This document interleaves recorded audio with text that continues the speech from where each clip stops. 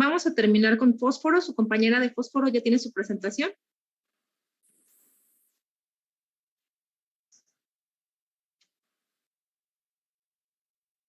¿Dónde está?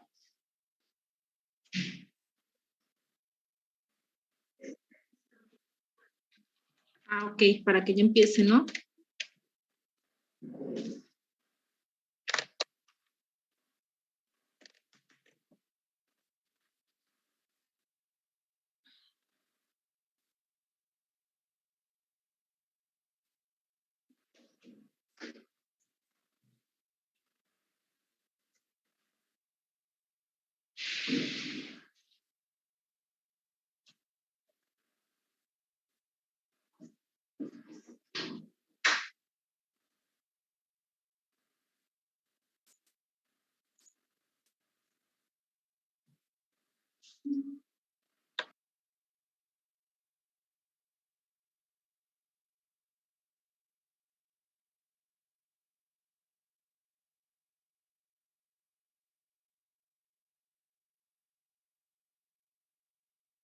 Prende tu audio, Clarisa.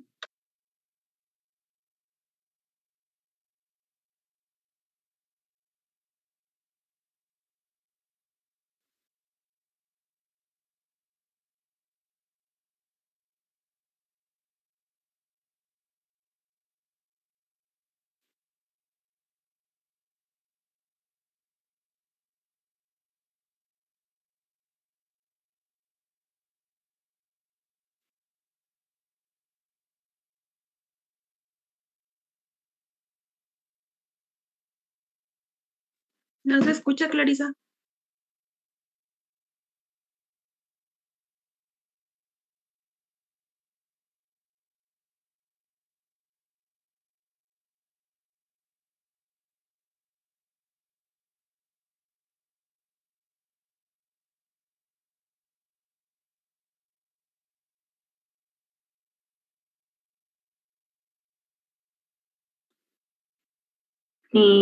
A ver, ya.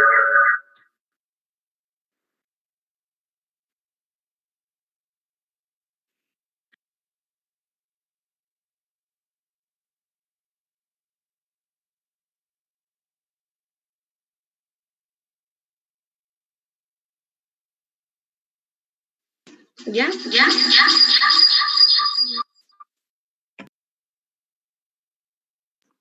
Hace seco.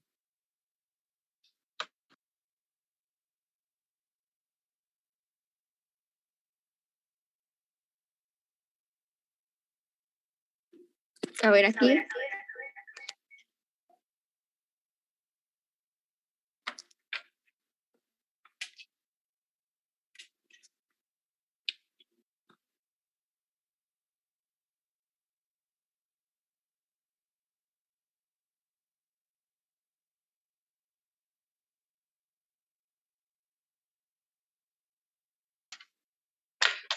Ok, bueno, a mí me tocó el fósforo. El fósforo, la mayor parte de pues se encuentra en el hueso.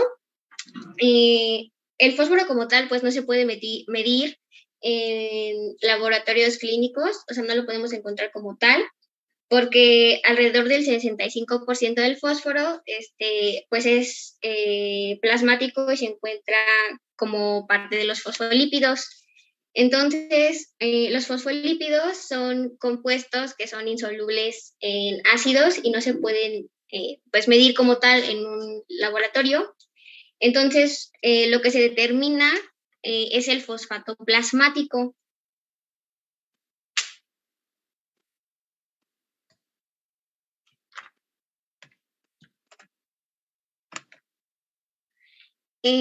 Las formas del fósforo que podemos encontrar en el organismo son básicamente tres formas. En un pH básico fuerte lo encontramos como ion fosfato, en un pH básico débil como ion fosfato de hidrógeno y en un pH ácido débil como el ion dihidrógeno fosfato. Ok. La ingesta de fósforo recomendada a diario aproximadamente oscila entre 800 miligramos al día. Pero pues varía en las bibliografías. Hay quienes dicen que en hombres alrededor de 1500 miligramos y en mujeres 1000 miligramos. En los infantes, hay quienes dicen que son 100 miligramos al día, de 0 a 6 meses, de 7 a 12 meses, más o menos 275, de 1 a 3 años 460 y así nos vamos.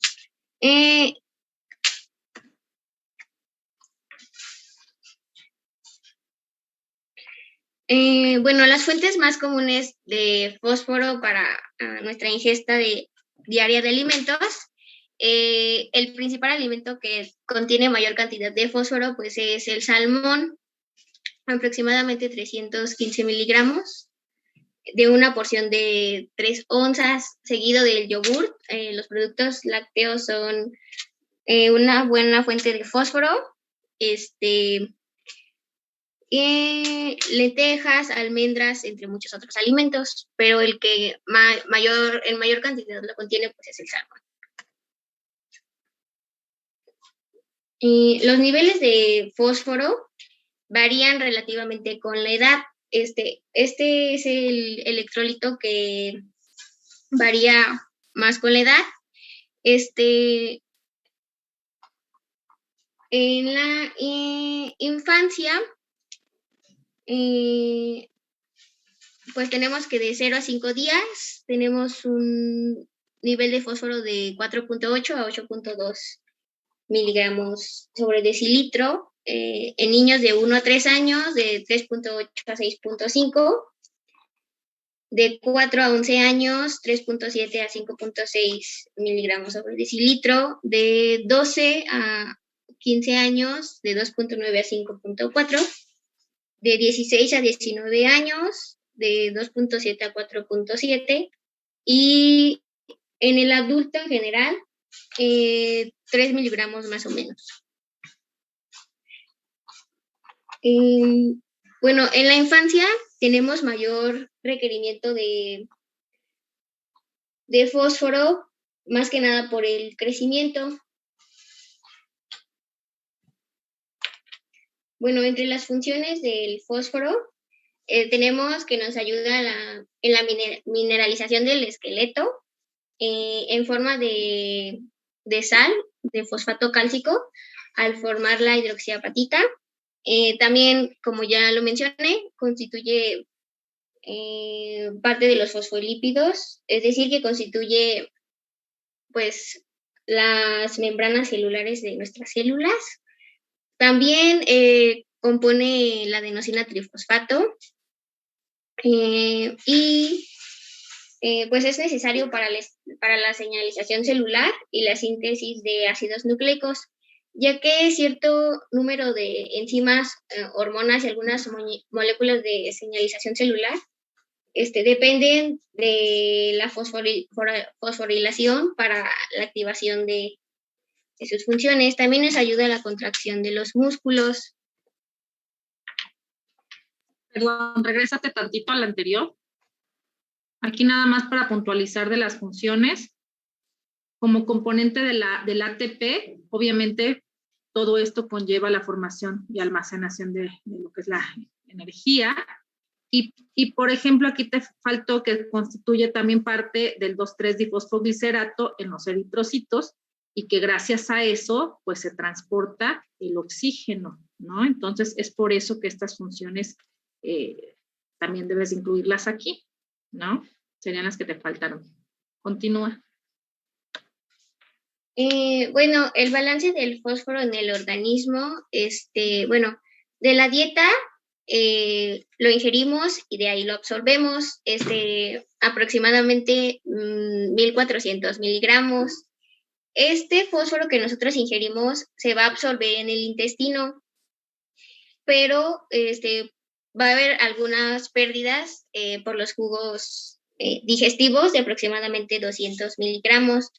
Entonces, aproximadamente la absorción intestinal de esos 1400 miligramos que consumimos serían 1100 miligramos. Va a haber aproximadamente 500 miligramos de fósforo circulante que se va a destinar para múltiples funciones, pero para la formación de huesos y la reabsorción de huesos, pues se van a destinar aproximadamente 210 miligramos y 100 miligramos para las células. Generalmente la cantidad de fósforo que ingerimos y el que excretamos va a ser casi relativamente igual, por eso el riñón, aproximadamente de esos 1.100 miligramos que se absorbieron, va a excretar 1.000 miligramos. Y también puede haber una pérdida fecal, pero generalmente la excreción se centra en el riñón. Entonces, puede llegar a una pérdida fecal de estos 1.400 miligramos máxima de 500 miligramos. Como repito, la excreción del fósforo por vía fecal no es muy común.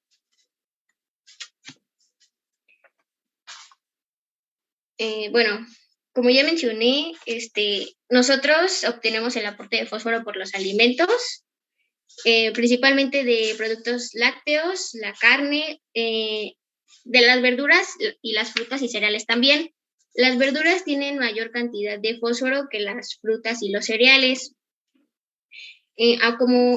Aproximadamente se absorbe el 65% del fósforo ingerido y se va a absorber en el intestino delgado y la absorción la va a regular la vitamina D.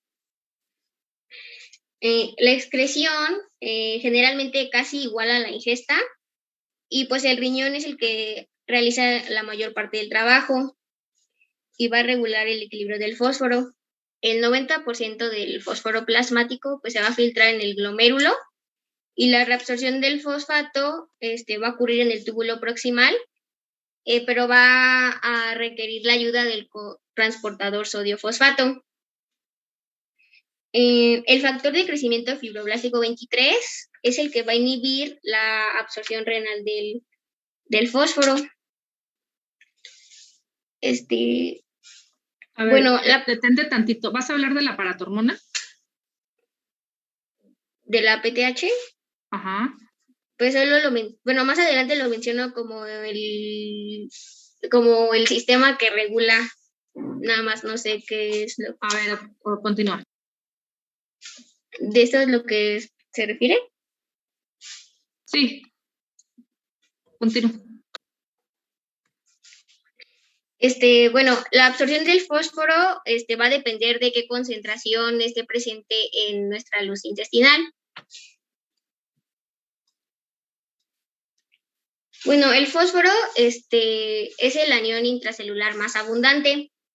De un 14 a un 15% se va a encontrar en el líquido intracelular y menos del 1% en el líquido extracelular.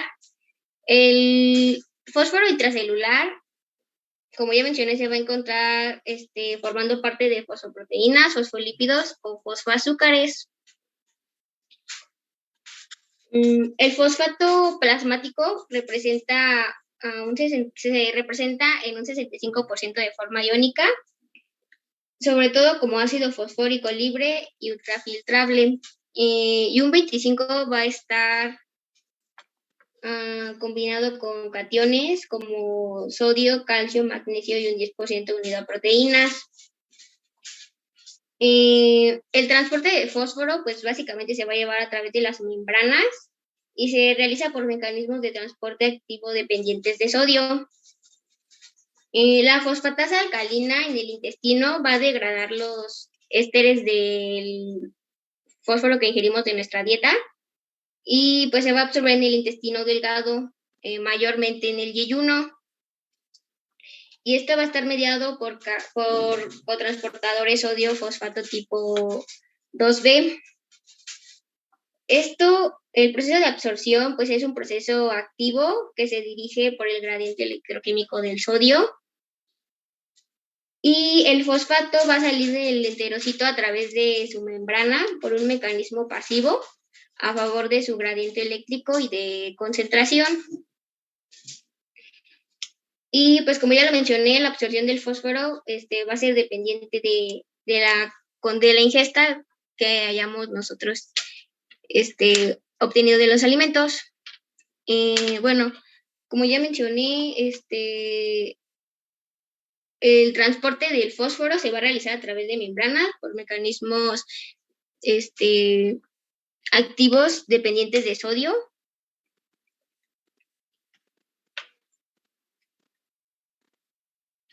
Y bueno, el fósforo es un componente de la adenosina, trifosfato y otros trinucleótidos. Y pues como forma parte de ellos es muy importante en el metabolismo energético de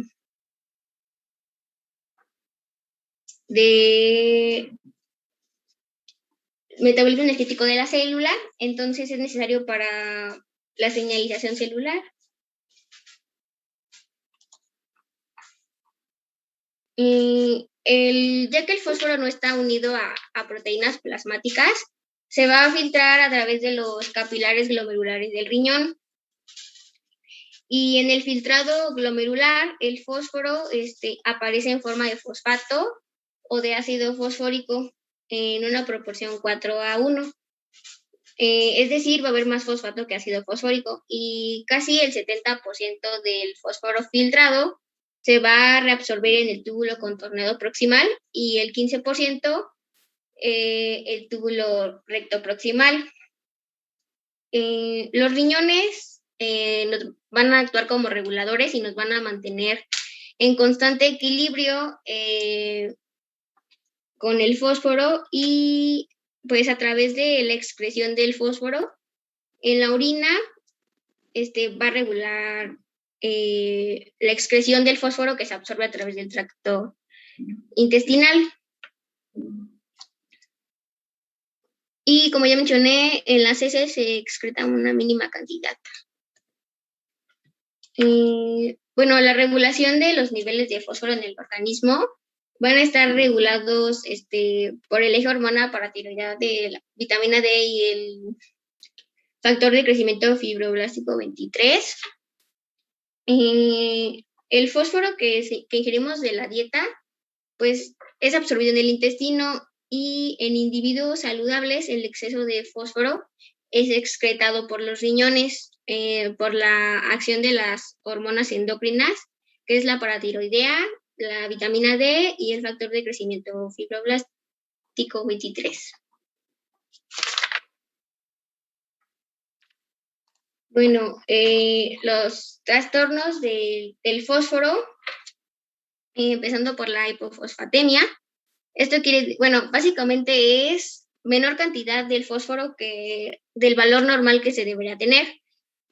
Va a depender de la edad y algunas causas de la hipofosfatemia, pues es la infusión de glucosa, infusión de insulina, la retroalimentación.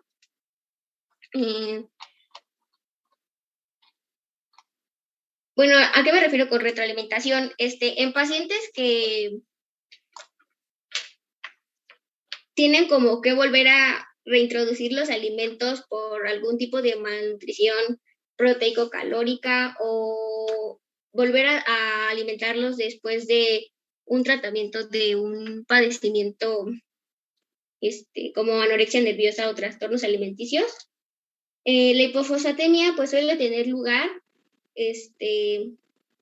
y se supone que después de 5 días posteriores a que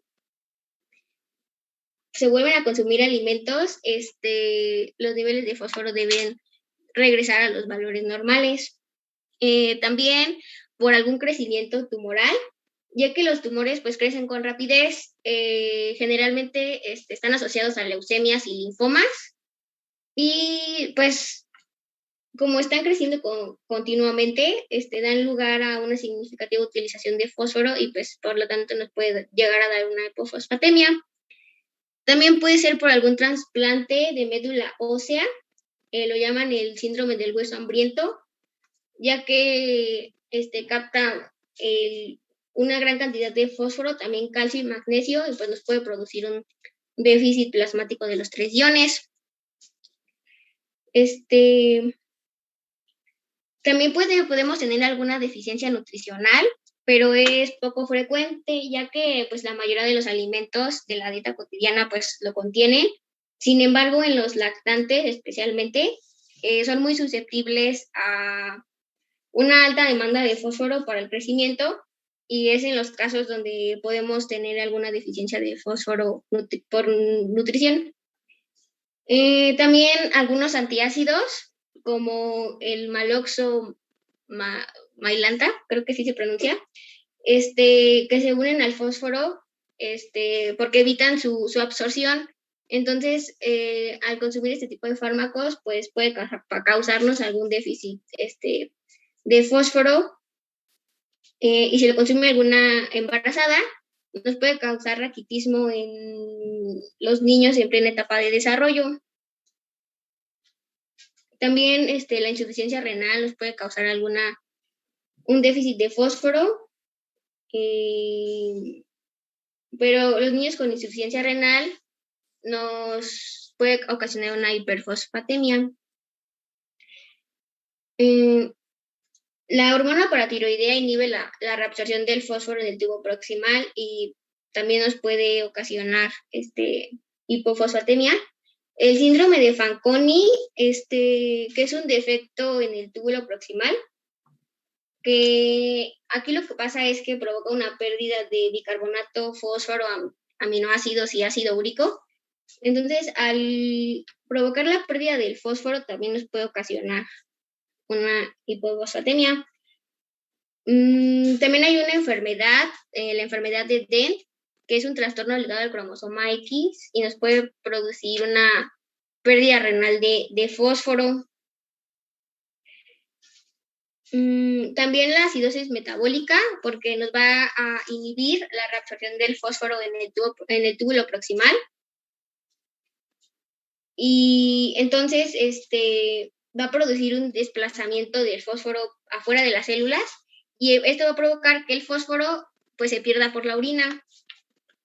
También los diuréticos tiacídicos o de asa aumentan la excreción de fósforo, y eso también nos puede ocasionar un déficit. También después de un trasplante renal, entre muchas otras causas.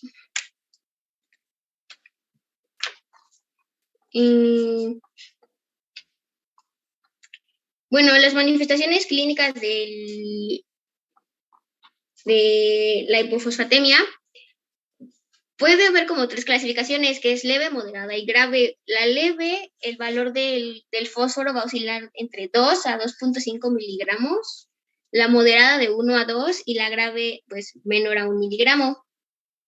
La grave nos puede causar alguna disfunción cardíaca, algunos síntomas neurológicos como temblor, parestesias, ataxias, convulsiones, delirio, o también nos puede generar coma. Bueno, para la hipofosfatemia leve no se requiere tratamiento.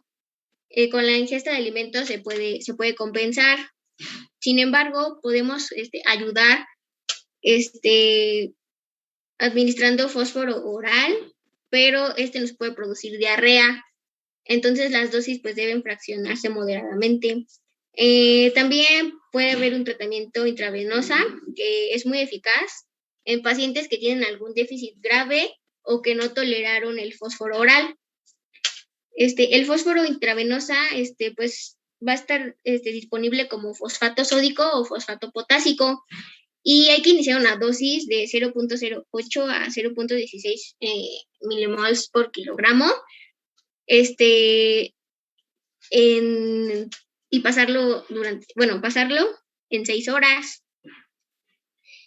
También existen preparados orales de fósforo que tienen cantidades variables de sodio y de potasio, y las dosis orales pues se tienen que fraccionar en dosis de 2 a 3 milimols por kilogramo. Y en el tratamiento pues se deben suprimir cualquier antiácido, porque como ya mencioné, evitan la reabsorción del fósforo. Bueno, y el otro trastorno que es la hiperfosfatemia, la insuficiencia renal es como la causa más común de este padecimiento y la gravedad de la hiperfosfatemia va a ser proporcional al deterioro de nuestra función renal. Ocurre porque el fósforo de la dieta no está regulada por los riñones y pues el riñón va a estar excretando y excretando el fósforo. Cuando la función renal es menor a 30% de lo normal, es cuando suele aparecer la hiperfosfatemia. Bueno, entre las causas, pues tenemos el síndrome de diálisis tumoral, hemodiálisis aguda, cetoacidosis, acidosis láctica, intoxicación por vitamina D, hipertiroidismo. Bueno, las manifestaciones clínicas de la hiperfosfatemia, pues generalmente va a haber un depósito de sales de calcio-fósforo. Va a haber alguna sensación de cuerpo extraño, eritema, y es probable que haya algún depósito de sales de calcio, como ya mencioné, por la inhibición de producción de la 1,25D y la disminución de la reabsorción ósea. Para el diagnóstico es necesario determinar la creatinina plasmática y el BUM. Hay que hacer énfasis en la historia clínica, hay que centrarnos en los niveles de ingesta de fósforo y si hay padecimiento de alguna enfermedad crónica como diabetes, hipertensión, insuficiencia renal. Y también hay que determinar el nivel sérico de la PTH porque nos va a servir para diferenciar entre hipoparatiroidismo o pseudohipoparatiroidismo. Bueno, para el tratamiento de la hiperfosfatemia leve, esta se va a resolver sola. Entonces, para acelerar el proceso de nivelación de fósforo, hay que restringir el fósforo de la dieta. Para hiperfosfatemia más significativa, hay que asociar algún quelante oral de fósforo para que evite la reabsorción y pues pueda eliminarle el organismo.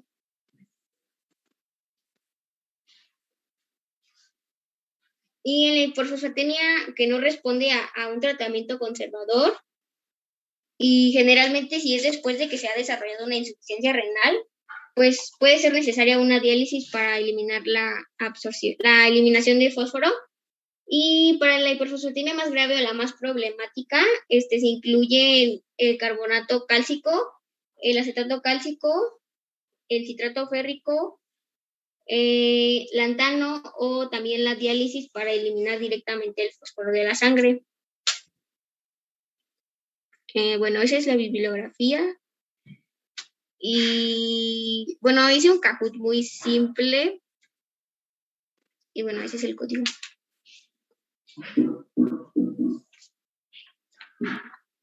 Ok. Bueno, pues yo creo que quedó claro, ¿no?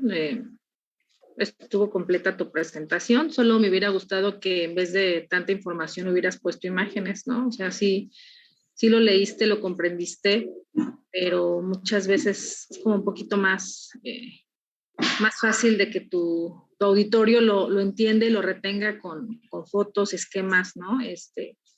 Pero en general estuvo bien, estuvo completa. Yo creo que no faltó nada por agregar, ¿no?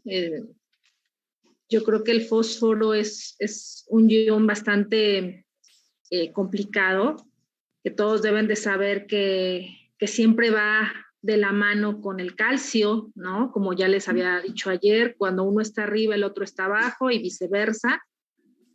Que el fósforo es fundamental para la mineralización ósea y que en los niños es sumamente grave estos trastornos de la mineralización, ya que cuando hay una alteración en el metabolismo fosfocálcico, ya sea secundario a una tubulopatía, a una enfermedad renal crónica, o algún problema oncológico, ¿no? Que causa a la larga problemas tubulares en la reabsorción de fósforo, es cuando vemos enfermedades del metabolismo calcio-fósforo, ¿no? Como cuáles enfermedades, por ejemplo, la osteomalacia, deformidades musculoesqueléticas graves, ¿no?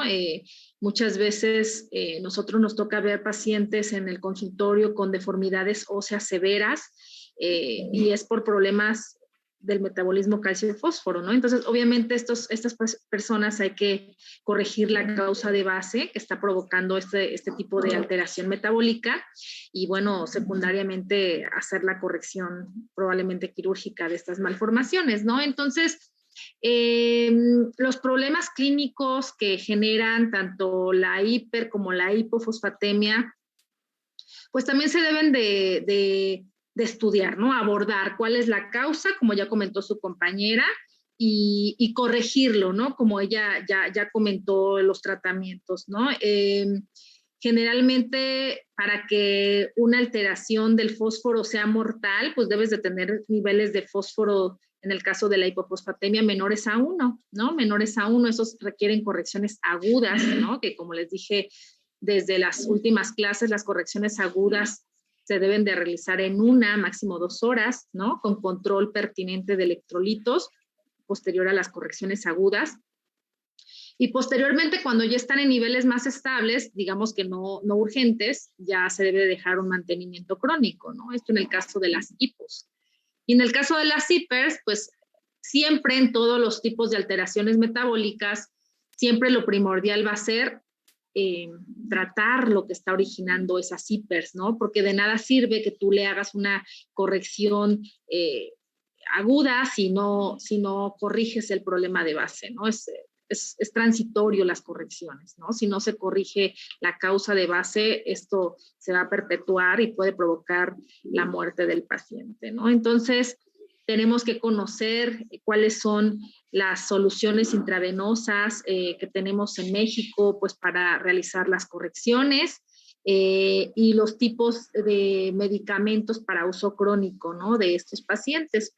Entonces, también es importante en este tema conocer que las hormonas fundamentales para el equilibrio del fósforo, pues sigue siendo la PTH, ¿no? La PTH, como ya lo comentó su compañera, ¿no? Fundamental para inhibir la absorción de fósforo a nivel renal y de esta forma, al no haber transporte de fósforo, pues ese fósforo en exceso se va a eliminar, ¿no? También el papel fundamental de la vitamina D, ¿no? Como de suma importancia para la absorción de fósforo a nivel intestinal. Y últimamente se ha estudiado mucho el papel de una hormona que influye mucho en el metabolismo del fósforo, como es el FGF23, ¿no? Si ustedes leen los libros viejitos, pues no van a encontrar nada de este factor, ¿no? Que es factor de crecimiento fibroblástico 23. Realmente tiene muy poquito tiempo el estudio de este factor, que es una hormona fosfatúrica, ¿no? Te ayuda a la eliminación de fósforo a nivel renal, ¿no? Y ya se puede medir. Tú lo pides al laboratorio, puedes medir una determinación de PTH, de vitamina D, de FGF23, y todo esto en el abordaje de los pacientes con trastornos del fósforo, ¿no? Entonces, la verdad es que es muy completo o más bien muy complejo, o incluso las dos cosas, el tema del fósforo. Se van a dar cuenta que cada vez van a salir nuevas cosas, nuevos estudios, pero realmente el metabolismo pues es el mismo, ¿no? Tanto en adultos como en niños. Entonces, pues bueno, ¿alguien quiere aportar algo del fósforo o que haya quedado poco claro alguna cosa?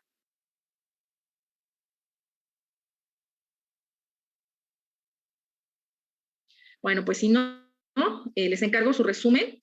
Y tenemos tiempito para empezar un poquito la valoración de la función renal en pediatría, ¿sí? Por favor, denme chance de compartir pantalla. Bueno, ya está. ¿Sí alcanzan a ver todos? Sí, doctora. Ok, vamos a empezar. Probablemente no terminemos la clase porque es un poquito larga, pero bueno, por lo menos hay que ver un poquito, ¿no?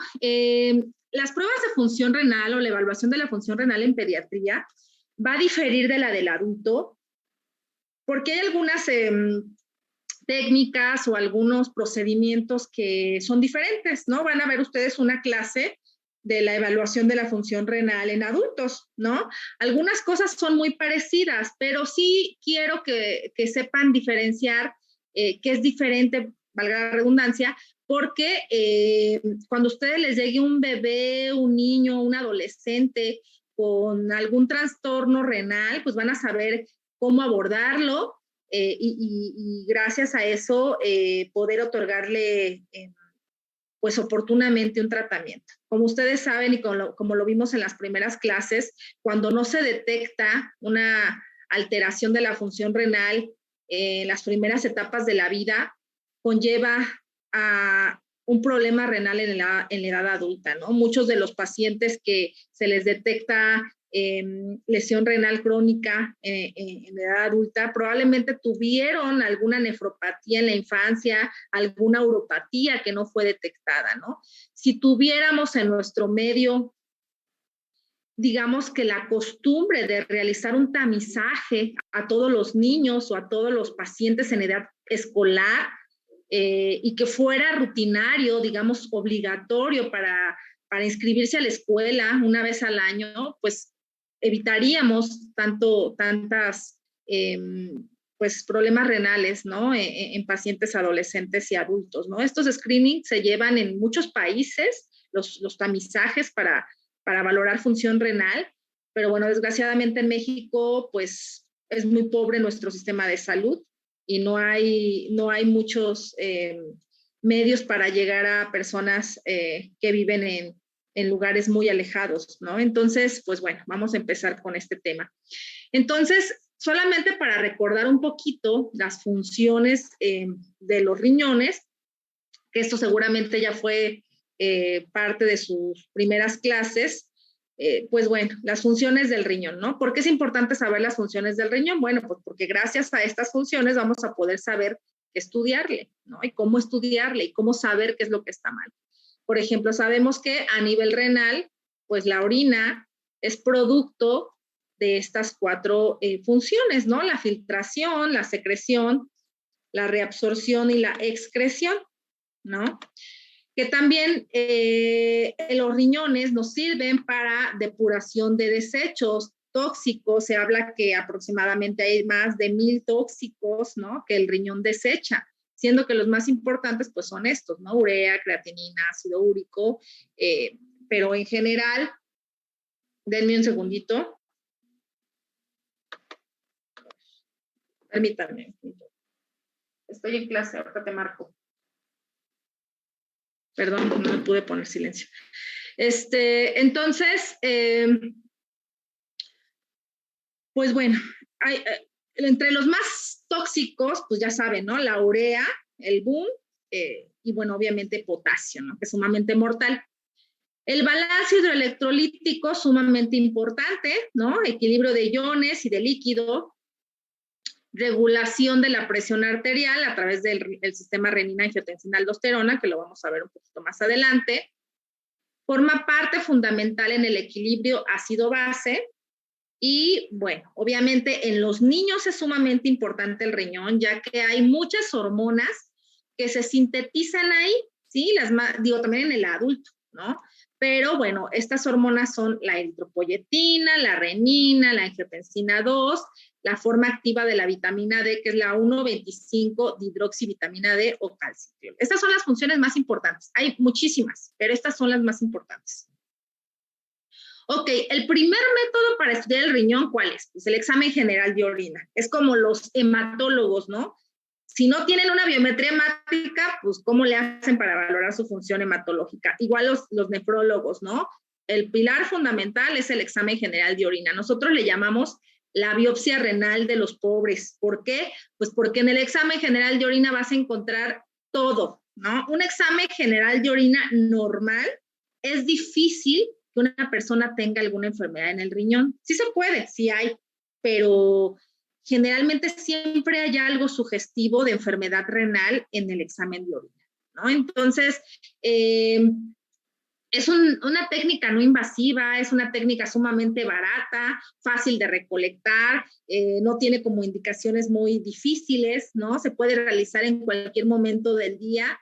Obviamente es mejor en la primera o la segunda orina de la mañana, que es una orina más concentrada, más fácil digamos, de que se pesque algún dato de importancia, pero puede realizarse cualquier toma de orina, ¿no? Y el examen general de orina tiene 2 etapas. La primera etapa es la tira reactiva, ¿no? Que todos conocemos, estas tiras de uroanálisis, y los que no la conocen, pues se las presento, ¿no? Entonces, el examen de orina tiene 2 etapas, tira reactiva y microscopía. Siempre que vayan a hacer un examen de orina, que en algún momento de su vida los van a poner a hacer exámenes de orina, probablemente, van a hacer estas 2 etapas, ¿no? Entonces, la tira reactiva, ¿qué nos va a medir? La primera etapa va a ser la densidad urinaria, ¿no? Que generalmente se puede medir de 2 formas, ¿no? La densidad urinaria se puede medir con la tira reactiva, la cual vas a introducirle en una muestra de orina, y por medio de los colorcitos vamos a poder saber más o menos cuánto tiene de determinada sustancia, ¿no? Ahora sí que esto también tiene mucho que ver y tiene muchas fallas porque es observador dependiente. Ajá. O sea, a veces el observador dice, no, pues yo lo veo como azulito, ¿no? Y otro dice, no, ¿cuál azulito? Es verde. Entonces, pues ya, ahí te cambia mucho. Entonces, la tira reactiva no es como tan exacta como la microscopía. Entonces, la tira reactiva puede medir densidad urinaria, pero esta densidad urinaria se puede medir de 2 formas. Una, por el colorcito de la orina, de la tira reactiva, donde nos dice que puede haber densidades urinarias desde muy diluidas. Estamos hablando que la dilución máxima son más o menos 1000, hasta orinas sumamente concentradas, ¿no? Donde podemos encontrar densidades urinarias de 1035 es lo máximo. Y exageramos, porque generalmente lo máximo es 1030, ¿no? Y generalmente ya habíamos hablado de las concentraciones urinarias en las clases pasadas. Cuando está diluida al máximo, ¿qué me indica? Pues normalmente puede ser una persona que ingiere mucho líquido, ¿no? Que pueden tener incluso diabetes insípida, que son personas que orinan cantidades industriales de orina, pero es una orina diluida, o sea, no está tan concentrada, ¿no? Al contrario de los que tienen una concentración urinaria máxima, que puede indicar deshidratación, ¿sí? O pérdidas de solutos muy importantes en algunas tubulopatías, por ejemplo, ¿sí?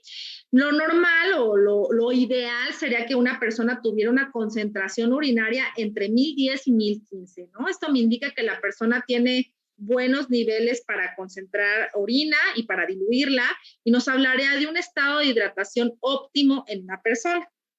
Ajá. Hay otra forma de medir la densidad urinaria, que es por medio de un refractómetro, que es un aparato donde tú pones una gota de orina y tú puedes ver, así como un microscopio, y ahí te marca, ¿no? 1010, 1015, 1020, ¿no? Refractómetro. Es como un poquito más exacta, ¿no? Y acuérdense que la densidad urinaria puede también alterarse por solutos que llegan a la orina, como cuáles. No solamente los iones, ¿no? Sino, por ejemplo, personas con problemas de glucosa, con administración de ciertas sustancias como medios de contraste, las proteínas, algunos diuréticos como manitol, incrementan la osmolaridad urinaria. Entonces, por ejemplo, no todas las personas que tienen orina concentrada tienen algún problema metabólico. Siempre hay que descartar que la persona no haya ingerido algún medicamento o haya sido sometido a algún procedimiento que haya provocado incremento de solutos en la orina, ¿no? Entonces, esa es la densidad urinaria. ¿Qué otra cosa te mide la tira reactiva? El pH, ¿no? El pH que tiene mucho que ver si está muy ácido o muy alcalino. Lo normal del pH urinario, pues más o menos es entre 6,5 y 7, ¿no? Mayor de 7, pues es muy alcalino, menor de 6 es muy ácido. Y esto también tiene que ver con algunas enfermedades, ¿no? Por mostrar un ejemplo, hay una enfermedad que se llama acidosis tubular renal, que se ve mucho en los niños, en la cual estos niños presentan dificultad para acidificar la orina. Entonces son pHs bastante alcalinos. Ajá. Y bueno, algunos alimentos que son muy ácidos te pueden tener o te pueden dar pHs disminuidos, ¿no? ¿Qué otra cosa podemos encontrar en las tiras reactivas, aparte de la densidad urinaria y del pH? Bueno, te puede reportar presencia de sustancias que no deberían de estar en la orina, como cuáles.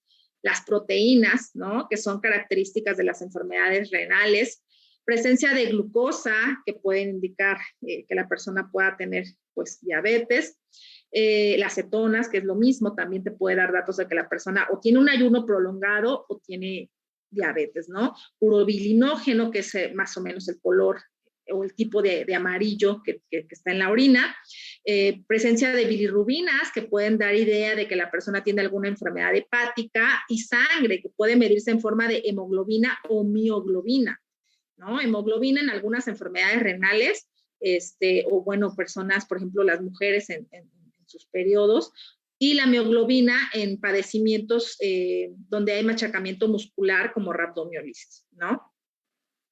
La piuria, que bueno, obviamente es la presencia de piocitos en la orina, que son células que se ven en infecciones de vías urinarias, ¿no? O acúmulo de leucocitos también. Hay una sustancia que se llama esterasa leucocitaria, que la vemos mucho en personas con infecciones urinarias.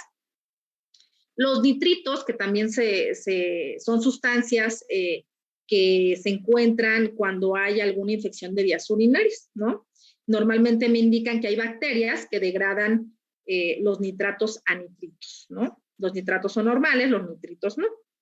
Y bueno, presencia de bacterias. Siempre que hay un examen de orina con muchas bacterias, pues hay que descartar que no sea una infección de vías urinarias o bien contaminación de la muestra. Bueno, entonces esa fue la tira reactiva. Ahora vamos a hablar de la microscopía. Para poder realizar el análisis microscópico de la orina, lo que se hace es en un tubo de ensayo, se centrifuga esa orina. Y normalmente lo que vamos a estudiar pues es el sedimento, ¿no? La precipitación de esa orina. Y ese sedimento lo podemos estudiar así en vivo al microscopio, o bien se puede ayudar con algunas tinciones, ¿no? Y bueno, ¿qué vamos a encontrar en la microscopía? También podemos ver bacterias, ¿no? Que generalmente se ven así un tipo de células que se están moviendo, ¿no? Aquí en un campo parecido a este. Podemos encontrar presencia de cristales, ¿no? Como los fosfatos y uratos que se ven en algunas metabolopatías o problemas de ácido úrico, problemas, pues más que nada metabólicos, ¿no?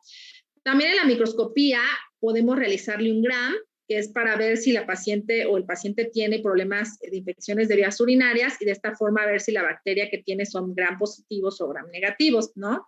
Esto pues por medio de tinciones. Podemos encontrar también la morfología de las células, ¿no? Por ejemplo, si vemos eritrocitos, hay que ver si son eritrocitos que tienen su forma normal o bien que tengan alguna deformidad. Estas deformidades generalmente se ven en enfermedades glomerulares. Ahí se habla de eritrocitos dismórficos, que es cuando se deforma el eritrocito, ¿no? Y cuando hay eritrocitos bien formaditos, pues normalmente la hematuria no es glomerular, pero eso lo vamos a ver cuando veamos los estudios de hematuria. Ajá. Podemos encontrar acúmulos de leucocitos que se pueden ver, por ejemplo, no solamente en las infecciones de vías urinarias, pero también los podemos ver en las pielonefritis, que son infecciones de vías urinarias graves, y una enfermedad que se llama nefritis tubulointersticial, que también la vamos a ver más adelante. Podemos encontrar en la microscopía también algunos cilindros que pueden ser transparentes, que son los hialinos, y granulares. Generalmente esos no son problemas patológicos, no son diagnósticos de algo en común. En niños se puede ver mucho y también se puede ver en personas un poquito deshidratadas, se desprenden un poquito los cilindros, ¿no? Pero hay otro tipo de cilindros, por ejemplo, cilindros leucocitarios, cilindros eritrocitarios, que son como fragmentos de leucocitos o de eritrocitos, ¿no? En infecciones de vías urinarias o en enfermedades renales. Podemos encontrar también cristales, que también, por ejemplo, en algunas enfermedades metabólicas como cistinuria, podemos encontrar este tipo de cristales, son diagnósticos. Y bueno, los cristales normalmente me reflejan problemas en la concentración urinaria, ¿no? Bueno, ese fue el examen de orina. Ya adentrándonos más en otras pruebas, pues vamos a ver que hay muchas pruebas que nos van a medir la función renal. Ajá. Por ejemplo, hace muchos años, y le estoy hablando de hace más de 10 años, todo el mundo pensaba que la prueba más fiel para medir la función renal en las personas, tanto niños como en adultos, era la creatinina, ¿no? Durante muchísimos años se usó la creatinina como marcador de función renal. Hoy en día se sabe que la creatinina no es el mejor parámetro para medir la función renal. ¿Por qué? Porque la creatinina se puede alterar por muchas cosas. Por ejemplo, la creatinina tiene diferentes valores en los diferentes grupos de edad, tanto en el prematuro, recién nacido, niños de diferentes edades hasta la adolescencia, ¿no? Entonces, los niños en la primera semana de vida, su creatinina sérica es la creatinina materna, ¿sí? Porque atraviesa la membrana placentaria, la barrera placentaria. Entonces, no es fiel marcador, por ejemplo, en los bebés. Ahora, la creatinina se sabe que depende mucho del estado nutricional del paciente y de la masa muscular del paciente. Entonces, si es una persona que tiene mucho músculo, si es una persona que tiene una dieta rica en proteínas, pues obviamente puede tener incremento de creatinina. Y eso no quiere decir que su función renal sea mala. Ajá, entonces, pues bueno, hoy en día sabemos que la creatinina se te puede modificar por muchas cosas. También se puede modificar, por ejemplo, en cualquier trastorno que te provoque machacamiento muscular, ¿no? Por ejemplo, enfermedades, rhabdomiolisis, traumatismos, ajá. Se te puede modificar, por ejemplo, en las embarazadas, se puede modificar en personas que tienen pérdida de alguna extremidad y, bueno, los valores pues son diferentes. Entonces, les estaba hablando de 10 años, más o menos, cuando todo el mundo pensaba que la creatinina era el mejor marcador. Hoy en día sabemos que hay otras pruebas que son mucho más precisas para medir la función renal y una de ellas es la depuración de creatinina en orina de 24 horas. Ajá. Normalmente lo que hacemos es recolectar la orina de una persona que se le va a medir función renal y la recolección, pues como su nombre lo dice, dura 24 horas, ¿sí? Normalmente la recolección se hace en la mañana. Lo que solicitamos al paciente es que deseche la primera orina antes de que se empiece la recolección, porque es una orina que se produjo un día antes de que empezáramos la recolección. Entonces, se desecha la primera orina, se empieza la recolección a partir de la segunda orina y todo lo que orine el paciente en el día, en la tarde, en la noche, en la madrugada y posteriormente al día siguiente, la primera orina sí se cuenta. Entonces, tratamos de que la recolección sea más o menos exacta, a lo mejor no va a ser 100% exacta. Nosotros los nefrólogos tenemos técnicas y fórmulas para saber si la recolección estuvo bien colectada, si estuvo supracolectada o infracolectada, ¿no? Entonces, esta recolección de 24 horas se le va a medir a la persona la creatinina en esas 24 horas en la orina y se le va a tomar aleatoriamente una muestra de creatinina sérica, ¿no? Y por medio de una fórmula vamos a obtener lo que es la depuración de creatinina, ¿no? Que más o menos, ahorita vamos a ver, dependiendo del grupo de edad, la depuración de creatinina es diferente, ¿no? En algunos grupos de edad. Entonces, bueno, ahorita les vamos a seguir hablando un poquito de eso.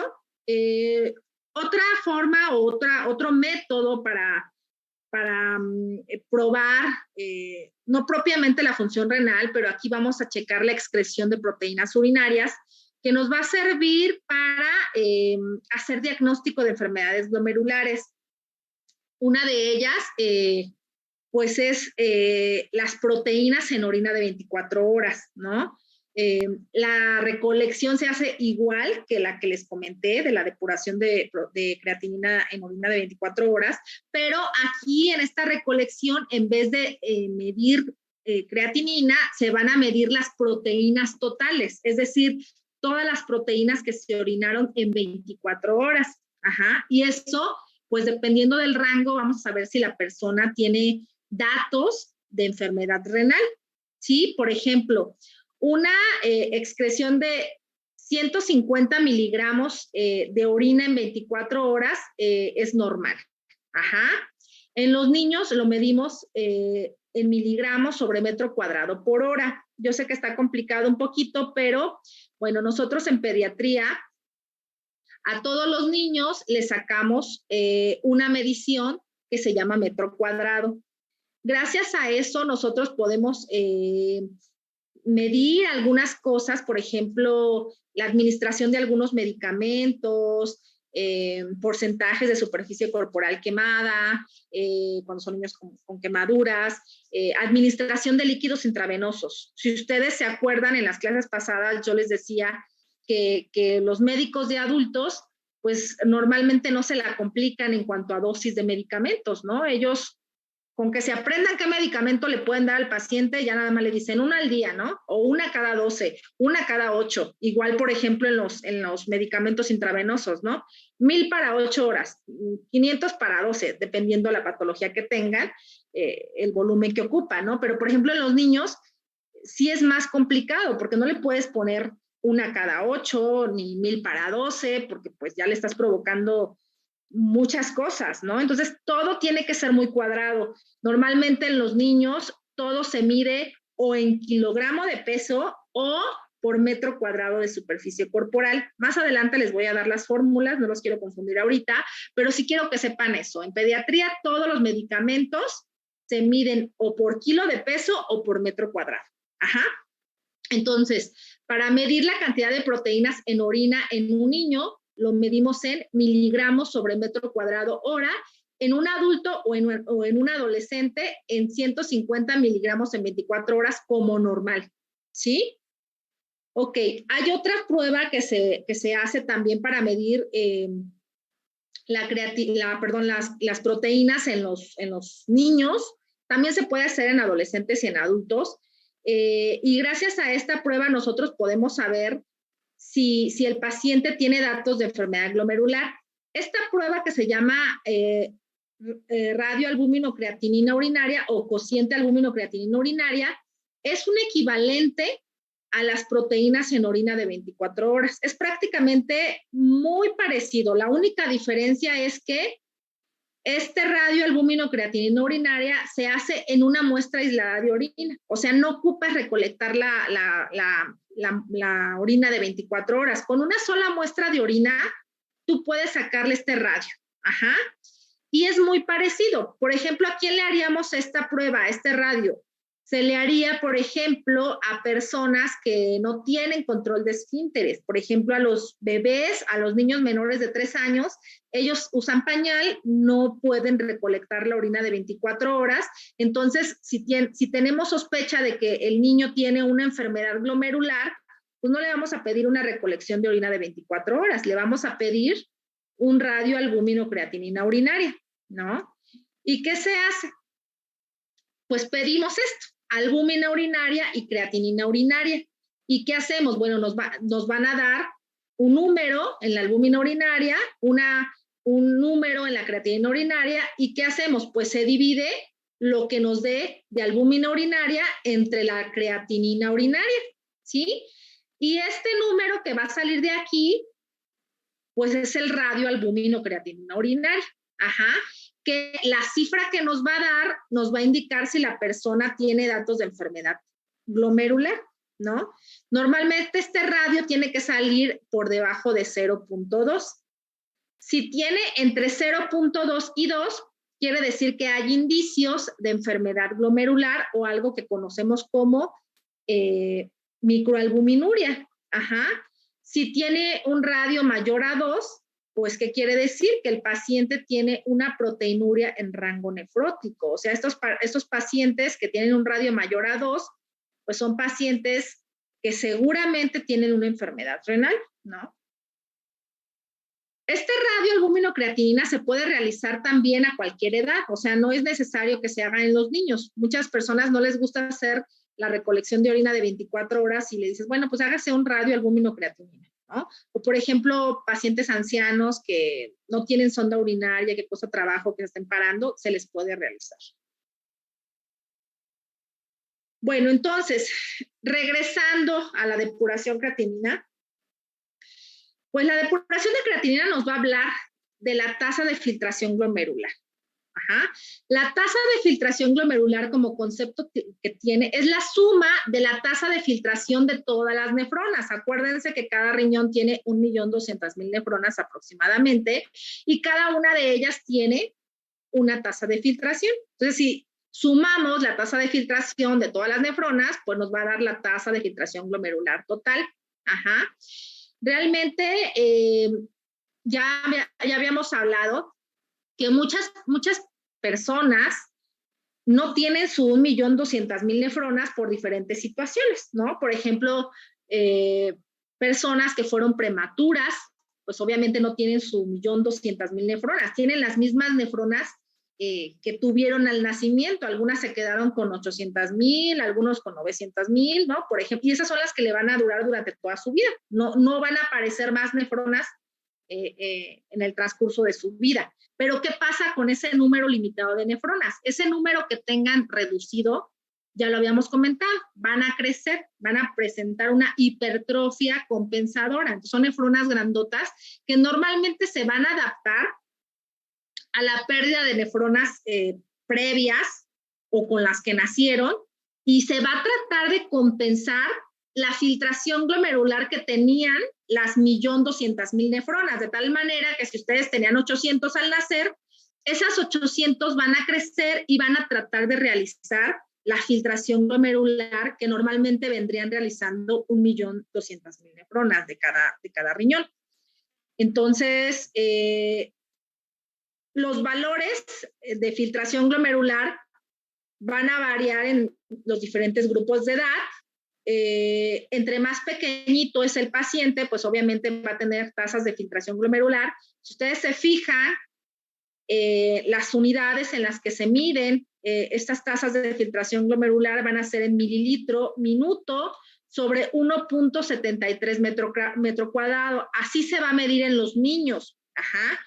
¿Por qué sobre 1.73 metro cuadrado? Porque más o menos esto corresponde a la superficie corporal de un adulto de 70 kilos. Ajá, entonces se trata de extrapolar las unidades o en lo que se está midiendo a la superficie corporal del adulto. Y si ustedes se fijan, conforme va incrementando la edad de la persona, pues va incrementando esa tasa de filtración glomerular, de tal forma que cuando el paciente ya tiene pues más o menos arriba del año, pues esa tasa de filtración glomerular se va a ir acomodando y va a ser muy parecida a la del adulto, ¿no? No me acuerdo si la puse, pero bueno, la tasa de filtración glomerular en una persona ya adolescente, adulta, es entre 100 y 115 mililitros por minuto, ¿sí? 1.73 metro cuadrado. Ya en los niños mayores de 2 años prácticamente es igual a la del adulto. Y bueno, entonces, regresando a la tasa de filtración glomerular que les había comentado de la recolección de orina de 24 horas, pues está esta formulita, ¿no?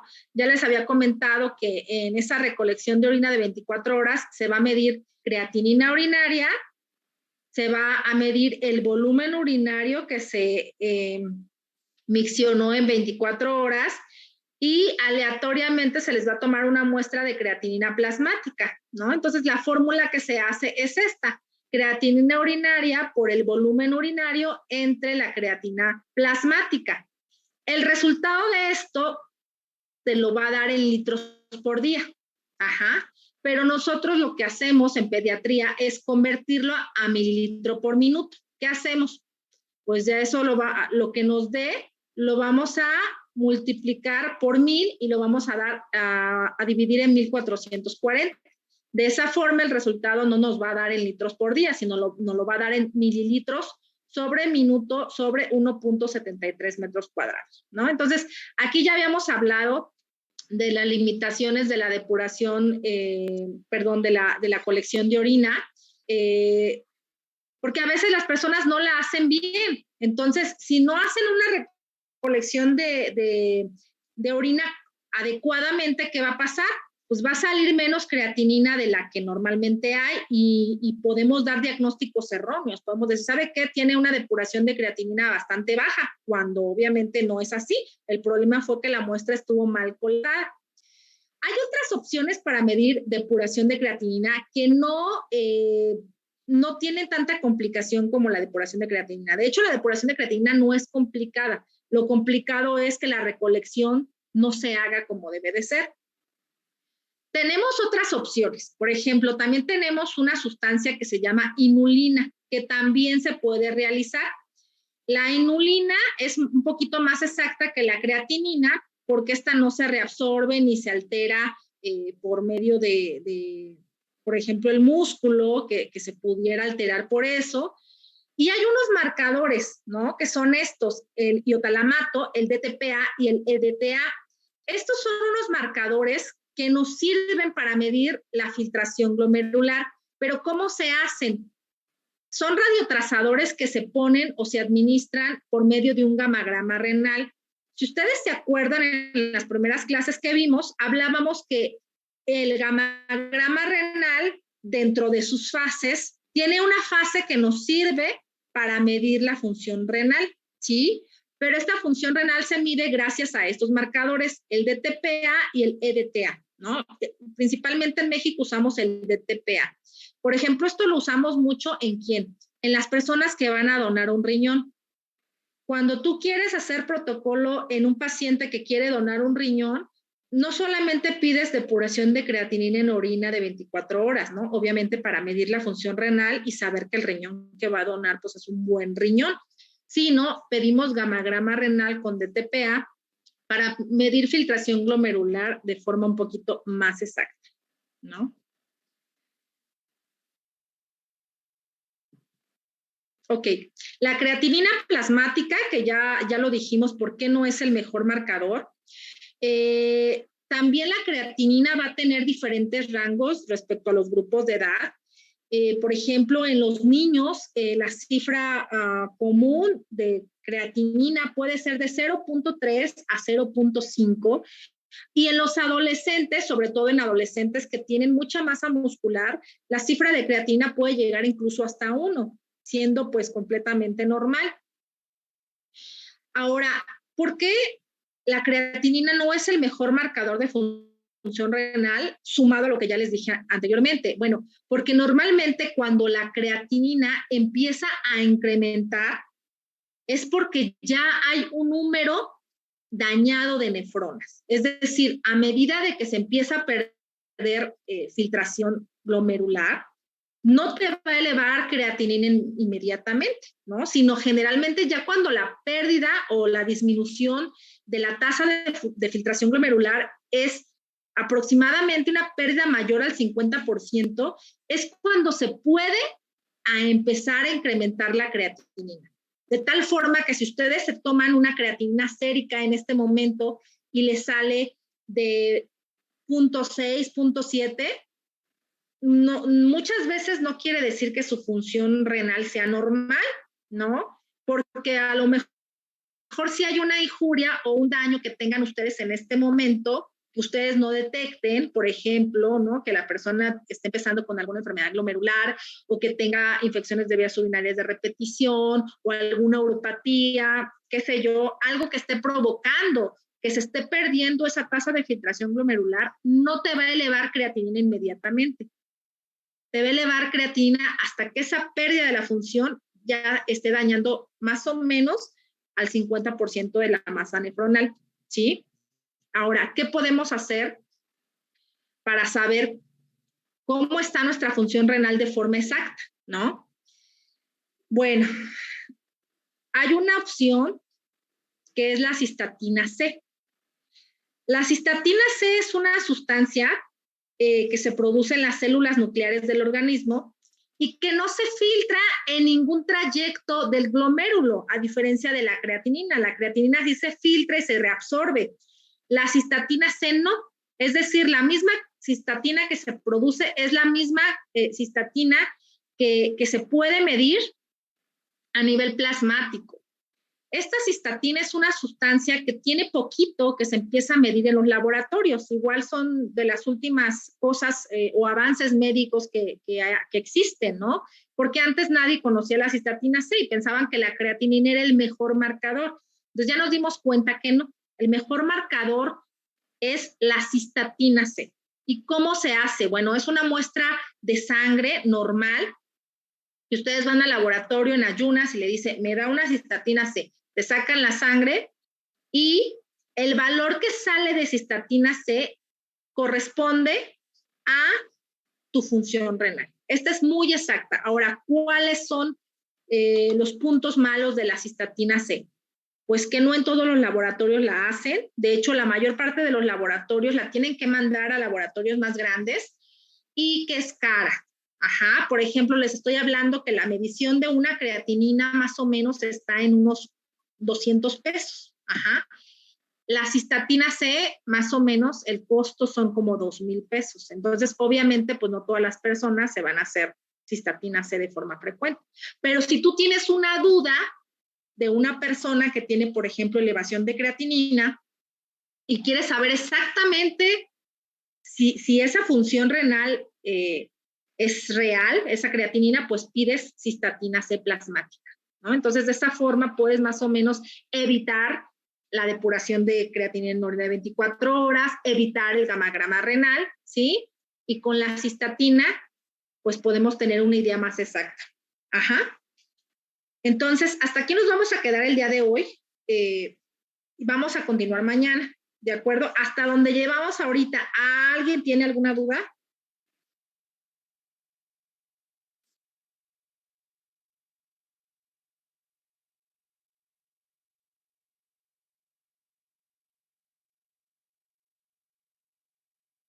Doctor, en el radioalumino creatinina, Ajá. ¿qué dijo que era de 0.2 a 2?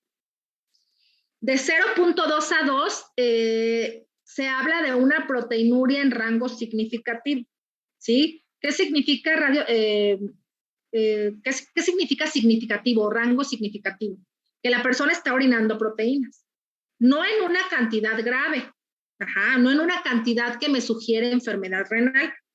Generalmente cuando hay enfermedad renal es arriba de 2, ajá, pero de 0.2 a 2, digamos que es una proteinuria en rango significativo o en algunos otros lugares le llaman microalbuminuria. ¿Sí? Yo normalmente o en nefrología no decimos microalbuminuria porque la microalbuminuria es por otras pruebas o por otros métodos, ¿no? Pero sí no es una función renal normal.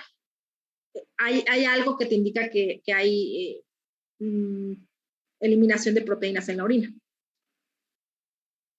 ¿Ok? Bueno, muy bien, chicos. Entonces, hasta aquí nos quedamos. El resumen de esto todavía no me lo manden hasta que terminemos el tema. Léanlo, por favor, para que sepan de qué estamos hablando. El tema les va a servir mucho porque cuando vean las pruebas de función renal en adultos, pues se van a dar cuenta que muchas son parecidas, ¿no? Pero bueno, hay algunos detalles que sí son como diferentes en pediatría. Incluso hasta les va a servir para, por ejemplo, los que tienen hijos, sobrinitos, primitos, ¿no? Ustedes van a luego estresarse, ¿no? Y órale, pruebas, exámenes generales de orina para todos, ¿no? Si supieran la cantidad de niños que tengo con enfermedades renales, no solamente en la práctica privada, sino en el hospital, que se pudieron haber evitado llegar hasta esas instancias si tan solo se hubieran hecho un examen general de orina, ¿no? Y lo mismo aplica para todos, ¿eh? Si todos nos hacemos ahorita un examen general de orina, les aseguro que el 20% de nosotros va a salir con alguna alteración. ¿Ok? Ojalá que no, ¿verdad? Pero es el promedio que se habla, ¿no? Bueno, está bien, chicos. Entonces, nos vemos más probablemente el jueves a las 2.